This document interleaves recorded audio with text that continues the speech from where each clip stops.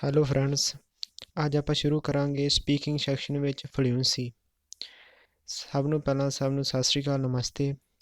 ਅੱਜ ਆਪਾਂ ਗੱਲ ਕਰਾਂਗੇ ਸਪੀਕਿੰਗ ਸੈਕਸ਼ਨ ਬਾਰੇ, ਫਲੂਐਂਸੀ ਬਾਰੇ, ਕਿਉਂਕਿ ਫਲੂਐਂਸੀ ਜਿਹੜਾ ਹੈਗਾ ਸਪੀਕਿੰਗ ਸੈਕਸ਼ਨ ਵਿੱਚ ਜਿਹੜਾ ਇਨ ਪੀਟੀ ਦੇ ਵਿੱਚ ਸਭ ਤੋਂ ਮੇਨ ਪਾਰਟ ਹੈ। ਜੇ ਤੁਹਾਡੇ ਸਪੀਕਿੰਗ ਵਿੱਚ ਬਹੁਤ ਵਧੀਆ ਤੁਸੀਂ ਜਿਹੜੇ ਮਾਰਕਸ ਲੈ ਲੈਂਦੇ ਜੇ ਅਤੇ ਬਹੁਤ ਵਧੀਆ ਤੁਹਾਨੂੰ ਜਿਹੜੇ ਹੈਗੇ ਸਕੋਰ ਆ ਸਕਦੇ ਸਪੀਕਿੰਗ ਸੈਕਸ਼ਨ ਵਿੱਚ। ਅੱਜ ਆਪਾਂ ਸਿਰਫ ਅਤੇ ਸਿਰਫ ਫਲੂਐਂਸੀ ਬਾਰੇ ਗੱਲ ਕਰਾਂਗੇ ਸਪੀਕਿੰਗ ਸੈਕਸ਼ਨ ਵਿੱਚ। ਉਸ ਤੋਂ ਬਾਅਦ ਆਪਾਂ ਅਗਲੀਆਂ ਵੀਡੀਓਜ਼ ਦੇ ਵਿੱਚ ਪ੍ਰੋਨਾਂਸੀਏਸ਼ਨ ਕੰਟੈਂਟ ਬਾਰੇ ਗੱਲ ਕਰਾਂਗੇ। ਸਭ ਤੋਂ ਪਹਿਲਾਂ ਹੁਣ ਆਪਾਂ ਗੱਲ ਕਰਦੇ ਹਾਂ ਫਲੂਐਂਸੀ ਦੇ ਵਿੱਚ। ਹੁਣ ਜਿਹੜਾ ਰੀਅਲ ਐਗਜ਼ਾਮ ਜਿਹੜਾ ਟੈਸਟ ਹੈਗਾ ਵਾ, ਆਹ ਸਾਰਾ ਪੈਟਰਨ ਉਹਦਾ ਹੈਗਾ ਵਾ। ਇਹ ਮਾਰਕਸ ਜਿਹੜੇ ਆਏ ਹੋਏ ਲਿਸਨਿੰਗ, ਰੀਡਿੰਗ, ਸਪੀਕਿੰਗ, ਰਾਈਟਿੰਗ ਦੇ ਵਿੱਚੋਂ। ਉਸ ਤੋਂ ਬਾਅਦ ਨੀਚੇ ਦਿੱਤਾ ਹੈਗਾ ਵਾ ਇਨੇਬਲਿੰਗ ਸਕਿੱਲਸ, ਗ੍ਰਾਮਰ ਦਿੱਤਾ ਹੈ। ਚਲੋ ਗ੍ਰਾਮਰ, ਸਪੀਕਿੰਗ ਦੇ ਵਿੱਚ ਗ੍ਰਾਮਰ ਦੀ ਕੋਈ ਮੇਨ ਰੋਲ ਨਹੀਂ ਹੈਗਾ, ਬਸ ਓਰਲ ਫਲੂਐਂਸੀ ਜਿਹੜੀ ਹੈਗੀ ਆ, ਪ੍ਰੋਨਾਂਸੀਏਸ਼ਨ ਐਂਡ ਕੰਟੈਂਟ, ਇਹ ਤਿੰਨ ਗੱਲਾਂ ਸਪੀਕਿੰਗ ਵਿੱਚ ਜਿਹੜੀਆਂ ਇੰਪੋਰਟੈਂਟ ਹੈ। ਤੁਸੀਂ ਕੁਛ ਵੀ ਬੋਲੋ ਭਾਵੇਂ, ਬਸ ਉਹਦੇ ਵਿੱਚ ਫਲੋ ਹੋਣਾ ਚਾਹੀਦਾ ਵਾ। ਪ੍ਰੋਨਾਂਸੀਏਸ਼ਨ ਤੁਹਾਨੂੰ ਜਿਹੜਾ ਕੰਪਿਊਟਰ ਆ ਉਹ ਕਲੀਅਰ ਵਾ, ਤੁਹਾਡੀ ਆਵਾਜ਼ ਸੁਣਨੀ ਚਾਹੀਦੀ ਆ। ਤੀਜੇ ਨੰਬਰ 'ਤੇ ਆਉਂਦਾ ਕੰਟੈਂਟ। ਕੰਟੈਂਟ ਉਹ ਆਉਂਦਾ ਕਿ ਕੁਝ ਕੀਵਰਡ ਜਿਹੜਾ ਸਭ ਕੁਝ, ਚਲੋ ਨਹੀਂ ਆਪਾਂ ਟੈਂਪਲੇਟ ਯੂਜ਼ ਕਰ ਸਕਦੇ ਹਾਂ ਸਪੀਕਿੰਗ ਸੈਕਸ਼ਨ ਵਿੱਚ, ਜਿਵੇਂ ਰਿਟਨ ਲੈਕਚਰ ਹੋਇਆ, ਡਿਸਕ੍ਰਾਈਬ ਇਮੇਜ ਹੋਇਆ, ਇਹਦੇ ਵਿੱਚ ਆਪਾਂ ਟੈਂਪਲੇਟ ਯੂਜ਼ ਕਰ ਸਕਦੇ ਹਾਂ। ਬਾਕੀ ਜਿਹੜਾ ਪ੍ਰੋਨਾਂਸੀਏਸ਼ਨ, ਓਵਰ ਫਲੂਐਂਸੀ ਜੇ ਤੁਹਾਡੇ ਤੋਂ ਬਹੁਤ ਵਧੀਆ ਵਾ, ਅਤੇ ਕੰਟੈਂਟ ਤੁਸੀਂ ਕੁਝ ਕੀਵਰਡ ਪੂਰਾ ਉਹਦੇ ਨਾਲ ਮਿਲਦਾ ਜੁਲਦਾ ਨਹੀਂ ਬੋਲ ਸਕਦੇ।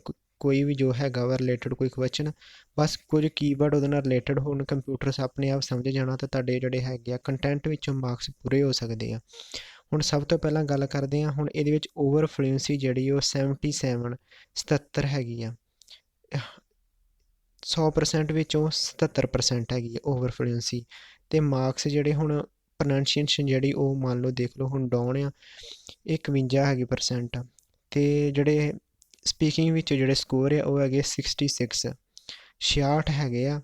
ਉਹ ਕਾਹਦੇ ਕਰਕੇ ਘੱਟ ਆ? ਪ੍ਰੋਨਾਂਸੀਏਸ਼ਨ ਡਾਊਨ ਕਰਕੇ। ਸਭ ਤੋਂ ਪਹਿਲਾਂ ਤਾਂ ਹੁਣ ਓਵਰ ਫਲੂਐਂਸੀ ਅਤੇ ਆਪਣੀ ਪ੍ਰੋਨਾਂਸੀਏਸ਼ਨ, ਇਹ ਹੁਣ ਬਹੁਤ ਵਧੀਆ ਹੋ ਗਿਆ, ਅਤੇ ਸਪੀਕਿੰਗ ਵਿੱਚ ਕਦੇ ਵੀ ਬੰਦਾ ਨਹੀਂ ਮਰ ਸਕਦਾ। ਚਲੋ ਤੁਹਾਡੀ ਓਵਰ ਪ੍ਰੋਨਾਂਸੀਏਸ਼ਨ ਡਾਊਨ ਨਹੀਂ ਕਈ ਵਾਰ ਕਲੀਅਰ ਸੁਣਦਾ, ਕਿਉਂਕਿ ਥੋੜ੍ਹਾ ਜਿਹਾ ਐਕਸੈਂਟ ਜਿਹੜਾ ਕੰਪਿਊਟਰ ਹੋਰ ਸਮਝਦਾ, ਆਪਾਂ ਥੋੜ੍ਹੀ ਜਿਹੀ ਹੋਰ ਤਰੀਕੇ ਨਾਲ ਬੋਲਦੇ ਹਾਂ। ਅਤੇ ਬਾਕੀ ਜਿਹੜੀ ਓਵਰ ਫਲੂਐਂਸੀ ਅਤੇ ਕੰਟੈਂਟ ਆਪਣੇ ਹੱਥ ਆ, ਇਹ ਆਪਾਂ 100% ਜਿਹੜਾ ਹੈਗਾ ਇਹ ਸਹੀ ਕਰ ਸਕਦੇ। ਹੁਣ 77% ਆ ਇੱਥੇ, ਇਹਨੂੰ ਆਪਾਂ ਅੱਗੇ ਵਧਾ ਸਕਦੇ, ਥੋੜ੍ਹਾ ਜਿਹਾ ਹੋਰ ਫਲੋ ਵਿੱਚ ਬੋਲ ਸਕਦੇ ਹਾਂ।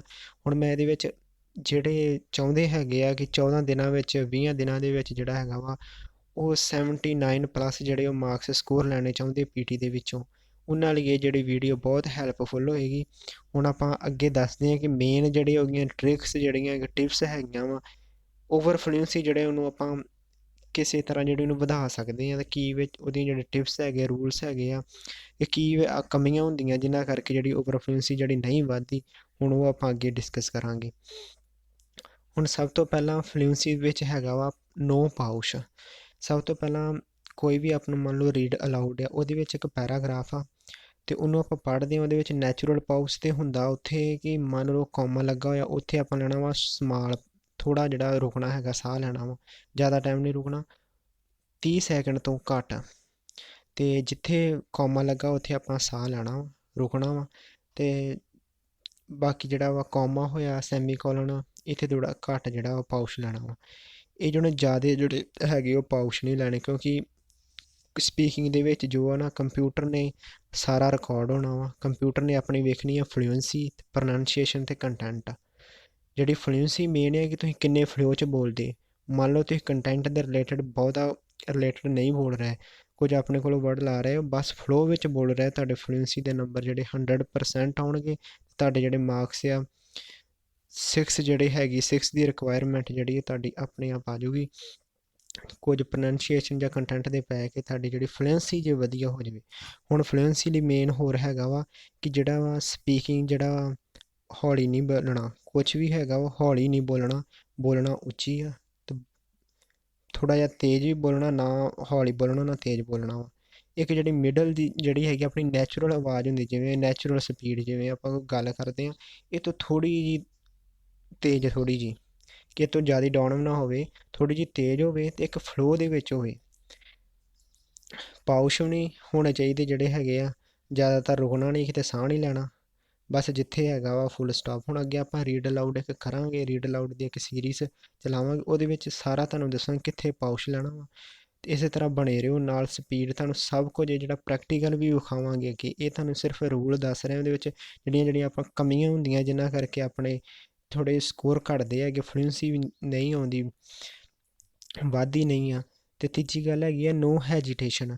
ਹੈਜੀਟੇਸ਼ਨ ਹੈਗੀ ਆ ਕਿ ਆਪਾਂ ਜਦੋਂ ਬੋਲਦੇ ਹਾਂ ਕੋਈ ਵੀ ਪੈਸੇਜ ਬੋਲਦੇ ਹਾਂ ਉਹਦੇ ਵਿੱਚ ਆਪਾਂ ਊਂ ਕਰਦੇ ਹਾਂ। ਮੰਨ ਲਓ ਕੁਝ ਵੀ ਇੱਕ ਪੈਸੇਜ ਆਪਾਂ ਬੋਲ ਰਹੇ ਹੈਗੇ ਹਾਂ ਕਿ ਦਾ ਗਿਵਨ ਇਮੇਜ ਇਤਨਾ ਵਿੱਚ ਥੋੜ੍ਹੇ ਜਿਹੇ ਊਂ ਜਿਹੇ ਸਾਊਂਡ ਜਿਹੇ ਕੱਢ ਲੈਣੇ, ਉਹ ਜਿਹੜੀ ਇਹ ਹੈਜੀਟੇਸ਼ਨ ਨਹੀਂ ਹੋਣੀ ਚਾਹੀਦੀ, ਇੱਕ ਫਲੋ ਦੇ ਵਿੱਚ ਹੋਣਾ ਚਾਹੀਦਾ। ਜਿਵੇਂ ਦਾ given image gives us information about, ਇੱਕ ਫਲੋ ਦੇ ਵਿੱਚ ਬੋਲਿਆ ਆਪਾਂ। ਹੁਣ ਅੱਗੇ ਨੋ ਰਿਪੀਟ ਕਰਨਾ ਵਰਡ ਅਗੇਨ, ਵਾਰ-ਵਾਰ ਕੋਈ ਵੀ ਵਰਡ ਜਿਹੜਾ ਹੈਗਾ ਵਾ, ਮੰਨ ਲਓ ਕੋਈ ਸੈਂਟੈਂਸ ਜਾਂ ਰੀਡ ਅਲਾਊਡ ਦਾ, ਅਤੇ ਉਹਨੂੰ ਦੋਹਰੀ ਵਾਰ ਨਹੀਂ ਬੋਲਣਾ। ਮੰਨ ਲਓ ਇੱਕ ਵਾਰੀ ਤੁਸੀਂ ਬੋਲਤਾ ਵਾ, ਤੁਹਾਨੂੰ ਥੋੜ੍ਹਾ ਜਿਹਾ ਨਹੀਂ ਲੱਗਾ ਕਿ ਮੈਂ ਹੁਣੀ ਨੋ ਕਰੈਕਟਨੈਸ, ਅੱਗੇ ਆਪਾਂ ਇਹ ਜਿਹੜਾ ਪੁਆਇੰਟ ਵੀ ਲਿਖਿਆ ਕਿ ਮੰਨ ਲਓ ਕਿ ਮੈਂ ਗਲਤ ਬੋਲਿਆ ਕੁਛ ਅਤੇ ਮੈਨੂੰ ਲੱਗਦਾ ਮੈਨੂੰ ਦੁਬਾਰਾ ਫਿਰ ਵਾਪਸ ਜਾ ਕੇ ਇਹਨੂੰ ਪੂਰੇ ਸੈਂਟੈਂਸ ਨੂੰ ਬੋਲਣਾ, ਕੰਪਿਊਟਰ ਇੱਕ ਵਾਰੀ ਸਮਝ ਲੂਗਾ, ਸੁਣ ਲੂਗਾ, ਫਿਰ ਕਿ ਮੇਰਾ ਉਹ ਕੰਟੈਂਟ ਪੂਰਾ ਹੋ ਜਾਊਗਾ। ਇਹੋ ਜਿਹੀ ਕੋਈ ਗੱਲ ਨਹੀਂ ਆ। ਮੰਨ ਲਓ ਕਿਤੇ ਵੀ ਤੁਸੀਂ ਰੀਡ ਅਲਾਊਡ ਦਾ ਕਰ ਰਹੇ ਜੇ, ਕੋਈ ਪੈਸੇਜ ਕਰ ਰਹੇ ਜਾਂ ਐਗਜ਼ਾਮ ਦੇ ਰਹੇ ਜੇ, ਉਹਦੇ ਵਿੱਚ ਤੁਸੀਂ ਕੁਛ ਗਲਤ ਬੋਲਤਾ, ਉਹਦੇ ਵਿੱਚ ਕੁਛ ਹੋਰ ਲਿਖਿਆ ਸੀ, ਤੁਸੀਂ ਕੁਛ ਹੋਰ ਬੋਲਤਾ, ਕਦੀ ਵੀ ਇਹਨੂੰ ਵਾਪਸ ਜਾ ਕੇ ਇਹਨੂੰ ਸਹੀ ਨਹੀਂ ਕਰਨਾ, ਅਤੇ ਨਾ ਹੀ ਦੋਹਰੀ ਵਾਰ ਉਹਨੂੰ ਜਿਹੜਾ ਹੈਗਾ ਵਾ ਬੋਲਣਾ ਹੈਗਾ ਵਾ। ਕਿਉਂਕਿ ਕੰਟੈਂਟ ਜਿਹੜਾ ਹੈਗਾ ਨਾ, ਜ਼ਿਆਦਾ ਕੰਟੈਂਟ ਵੱਲ ਵੀ ਨਹੀਂ ਧਿਆਨ ਦੇਣਾ ਕਿ ਸਾਡਾ 100% ਕੰਟੈਂਟ ਹੋ ਜੇ, ਕਿਉਂਕਿ ਰੀਡ ਅਲਾਊਡ ਦੇ ਜਿਹੜੇ ਮਾਰਕਸ ਆ ਉਹ ਜਾਂਦੇ ਆ ਰੀਡਿੰਗ ਵਿੱਚ, ਰੀਡਿੰਗ ਵਿੱਚ ਜਾਂਦੇ ਆ। ਉਹਦੇ ਵਾਸਤੇ ਆਪਣੀ ਫਲੂਐਂਸੀ ਵੀ ਬਣਾ ਕੇ ਰੱਖਣੀ ਆ, ਕਿਉਂਕਿ ਫਿਰ ਸਪੀਕਿੰਗ ਜੇ ਆਪਾਂ ਕੰਟੈਂਟ 'ਤੇ ਜ਼ਿਆਦਾ ਧਿਆਨ ਦੇਵਾਂਗੇ ਆਪਣੀ ਫਲੂਐਂਸੀ ਡਾਊਨ ਹੋ ਜਾਊਗੀ, ਫਲੂਐਂਸੀ ਡਾਊਨ ਹੋਣ ਦੇ ਨਾਲ ਆਪਣੇ ਸਪੀਕਿੰਗ ਦੇ ਵਿੱਚ ਸਕੋਰ ਘੱਟ ਜਾਣੇ। ਕਿਉਂਕਿ ਪੀਟੀ ਜਿਹੜੀ ਹੈ ਇਹੋ ਜਿਹੀ ਹੈ ਕਿ ਇੱਕ ਮੋਡਿਊਲ ਦੇ ਜਿਹੜੇ ਆ ਦੂਜੇ ਮੋਡਿਊਲ ਵਿੱਚ ਮਾਰਕਸ ਜਾਂਦੇ ਆ। ਰਿਪੀਟ ਸੈਂਟੈਂਸ ਹੋਇਆ ਸਪੀਕਿੰਗ ਸੈਕਸ਼ਨ ਦਾ, ਜਿਹੜਾ ਰਿਪੀਟ ਸੈਂਟੈਂਸ ਦੇ ਮਾਰਕਸ ਲਿਸਨਿੰਗ 'ਚ ਜਾਂਦੇ ਹੈਗੇ ਆ, ਅਤੇ ਰੀਡ ਅਲਾਊਡ ਦੇ ਰੀਡਿੰਗ 'ਚ ਜਾਂਦੇ ਹੈਗੇ ਆ, ਰੀਟਨ ਲੈਕਚਰ ਦੇ ਫਿਰ ਲਿਸਨਿੰਗ 'ਚ ਜਾਂਦੇ ਆ। ਲਿਸਨਿੰਗ ਕਿਉਂ ਜਾਂਦੇ ਆ? ਹੁਣ ਰੀਡ ਅਲਾਊਡ ਦੇ ਇਸ ਕਰਕੇ ਜਾਂਦੇ ਆ ਕਿਉਂਕਿ ਰੀਡ ਕਰਨਾ ਉਹਨੂੰ ਆਪਾਂ ਉਹਨੂੰ ਪਹਿਲਾਂ ਪੜ੍ਹਦੇ ਹਾਂ ਅਤੇ ਫਿਰ ਉਹਨੂੰ ਆਪਾਂ ਬੋਲਦੇ ਹਾਂ, ਰੀਡ ਕਰਦੇ ਹਾਂ, ਇਸ ਕਰਕੇ ਰੀਡਿੰਗ ਸੈਕਸ਼ਨ ਵਿੱਚ ਨੰਬਰ ਜਾਂਦੇ ਆ। ਹੁਣ ਜਿਹੜਾ ਰੀਟਨ ਲੈਕਚਰ ਹੈਗਾ ਵਾ ਅਤੇ ਰਿਪੀਟ ਸੈਂਟੈਂਸ ਆ, ਉਹਦੇ ਲਿਸਨਿੰਗ 'ਚ ਇਸ ਕਰਕੇ ਜਾਂਦੇ ਆ ਕਿਉਂਕਿ ਉਹਨੂੰ ਆਪਾਂ ਪਹਿਲਾਂ ਸੁਣਦੇ ਹਾਂ, ਕਿਉਂਕਿ ਸੁਣਨ ਦੀ ਵੀ ਆਪਣੀ ਪ੍ਰੈਕਟਿਸ ਹੋ ਜਾਂਦੀ ਹੈ, ਫਿਰ ਉਹਨੂੰ ਆਪਾਂ ਜਿਹੜਾ ਬੋਲਦੇ ਹਾਂ, ਬੋਲਣ ਦੇ ਤਾਂ ਆਪਾਂ ਨੂੰ ਸਪੀਕਿੰਗ 'ਚ ਮਾਰਕਸ ਆ ਗਏ, ਸਕੋਰ ਆ ਗਏ, ਜੋ ਆਪਾਂ ਸੁਣਦੇ ਹਾਂ ਉਹਦੇ ਆਪਾਂ ਨੂੰ ਮਾਰਕਸ ਲਿਸਨਿੰਗ 'ਚ ਜਾਂਦੇ ਆ। ਇਸ ਤਰ੍ਹਾਂ ਇੱਕ ਦੂਜੇ ਦੇ ਵਿੱਚ ਜਿਹੜੇ ਇਹ ਮਾਰਕਸ ਜਿਹੜੇ ਡਿਵਾਈਡ ਹੁੰਦੇ ਆ। ਇਹ ਇਕੱਲਾ ਨਹੀਂ ਆ ਕਿ ਮੈਂ ਸਪੀਕਿੰਗ ਵਿੱਚ ਮੇਰੀ ਫਲੂਐਂਸੀ ਪੂਰੀ ਹੋ ਗਈ, ਮੈਂ ਕੰਟੈਂਟ ਹੈ ਮੇਰੇ ਸਪੀਕਿੰਗ ਕਿਸੇ 'ਤੇ ਡਿਪੈਂਡ ਨਹੀਂ ਹੈਗੀ, ਸਪੀਕਿੰਗ ਦੇ ਆਪਣੇ ਸਕੋਰ ਹੀ ਹੈਗੇ ਆ। ਲਿਸਨਿੰਗ, ਰਾਈਟਿੰਗ, ਰੀਡਿੰਗ, ਇਹ ਤਿੰਨੇ ਇਹ ਡਿਪੈਂਡ ਇੱਕ ਦੂਜੇ 'ਤੇ ਹੈਗੀਆਂ ਵਾ, ਸਪੀਕਿੰਗ 'ਤੇ ਵੀ ਡਿਪੈਂਡ ਹੈਗੀਆਂ।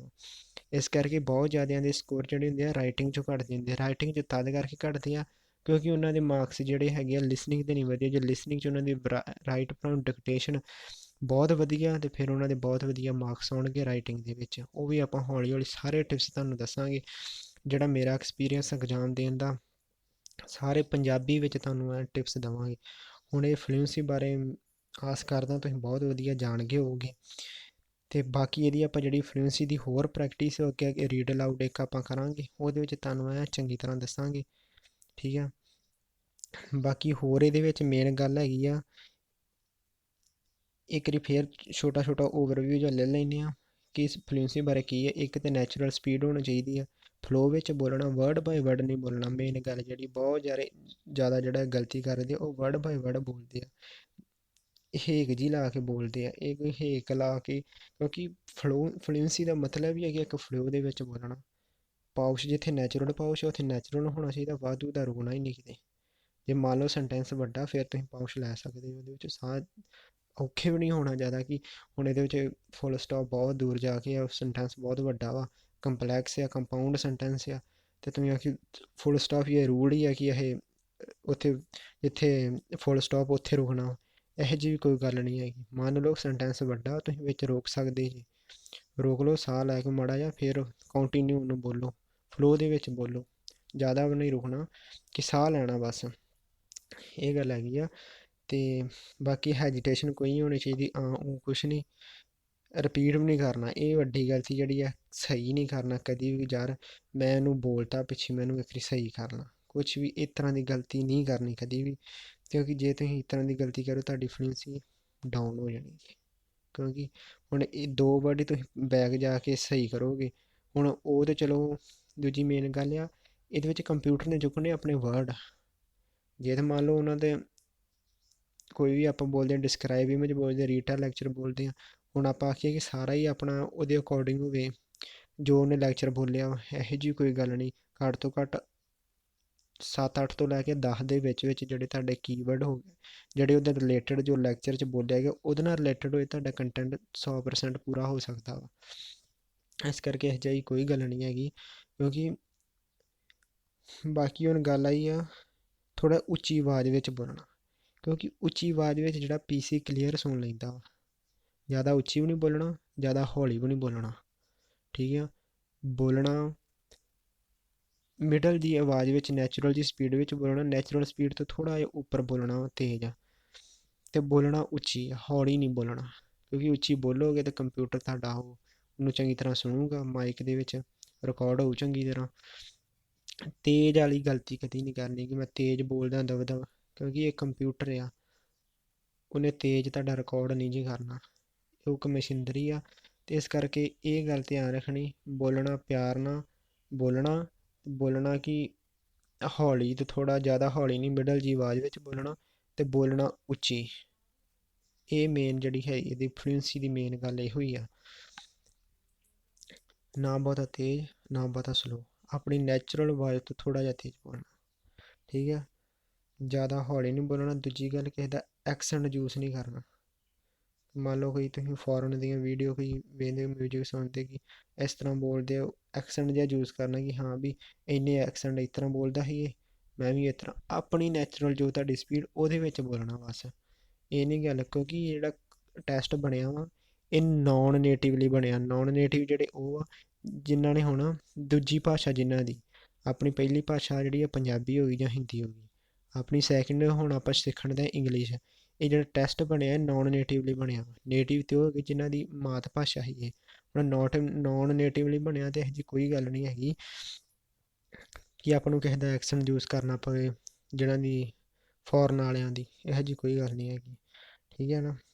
ਬਾਕੀ ਹੁਣ ਆਪਾਂ ਅਗਲੀ ਵੀਡੀਓ ਵਿੱਚ ਜਿਹੜੀ ਹੈਗੀ ਉਹ ਮੇਨ ਗੱਲ ਇਹ ਵੇਖਣੀ ਹੈਗੀ ਆ ਕਿ ਆਪਣੇ ਫਲੂਐਂਸੀ ਦੇ ਵਿੱਚ ਜਿਹੜੇ ਮਾਰਕਸ ਜਿਹੜੇ ਘੱਟਦੇ ਕਿਉਂ ਆ, ਅਤੇ ਪ੍ਰੋਨਾਂਸੀਏਸ਼ਨ ਵਿੱਚ ਮਾਰਕਸ ਘੱਟਦੇ ਹੋਰ ਰੀਜ਼ਨ ਕੀ ਹੈ। ਇੱਕ ਬਹੁਤ ਵੱਡਾ ਰੀਜ਼ਨ ਉਹਦਾ ਹੈਗਾ ਵਾ, ਉਹ ਆਪਾਂ ਅਗਲੀ ਵੀਡੀਓ ਵਿੱਚ ਕਵਰ ਕਰਾਂਗੇ। ਸੋ ਤੁਹਾਡਾ ਬਹੁਤ ਬਹੁਤ ਥੈਂਕਸ। ਇਸ ਤਰ੍ਹਾਂ ਬਣੇ ਰਹੋ। ਪੰਜਾਬੀ ਵਿੱਚ ਜੋ ਵੀ ਕੁਐਸਚਨ ਹੁੰਦੇ ਆ ਉਹ ਮੈਨੂੰ ਜਿਹੜਾ ਕਮੈਂਟ ਸੈਕਸ਼ਨ ਵਿੱਚ ਦੱਸ ਦਿਆ ਕਰੋ। ਆਪਾਂ ਉਸੇ ਅਕੋਰਡਿੰਗ ਫਿਰ ਉਹ ਜੋ ਤੁਹਾਡੀ ਜਿਹੜੀ ਹੈਗੀ ਤੁਹਾਨੂੰ ਲੱਗਦਾ ਕਿ ਇਸ ਤਰ੍ਹਾਂ ਨਹੀਂ, ਮੇਰੇ ਤੋਂ ਇਸ ਤਰ੍ਹਾਂ ਹੋ ਜਾਂਦਾ, ਮੈਂ ਇਸ ਤਰ੍ਹਾਂ ਬੋਲਾਂ, ਉਹ ਸਾਰੀਆਂ ਆਪਾਂ ਜਿਹੜੀਆਂ ਗੱਲਾਂ ਕਵਰ ਕਰਾਂਗੇ। ਛੋਟੀਆਂ ਛੋਟੀਆਂ ਵੀਡੀਓ ਬਣਾਉਣੀਆਂ, ਕਦੀ ਆਪਾਂ ਵੱਡੀਆਂ ਨਹੀਂ ਬਣਾਉਣੀਆਂ। ਸੋ ਸਭ ਦਾ ਧੰਨਵਾਦ ਕਰਦੇ ਹਾਂ, ਥੈਂਕਸ। ਇੱਕ ਗੱਲ ਹੈਗੀ, ਜ਼ਰੂਰ ਸਬਸਕ੍ਰਾਈਬ ਕਰ ਲਿਓ, ਕਿਉਂਕਿ ਸਬਸਕ੍ਰਾਈਬ ਕਰਨਾ ਜੋ ਨਵੀਆਂ ਨਵੀਆਂ ਵੀਡੀਓ ਆਉਣਗੀਆਂ ਉਹ ਤੁਹਾਡੇ ਕੋਲ ਆਪਣੇ ਆਪ ਆਉਂਦੀਆਂ ਰਹਿਣਗੀਆਂ। ਇੱਕ ਵਾਰੀ ਤੁਸੀਂ ਸਬਸਕ੍ਰਾਈਬ ਕੀਤਾ, ਤੁਹਾਨੂੰ ਲੱਭਣ ਦੀ ਲੋੜ ਨਾ ਪਊਗੀ।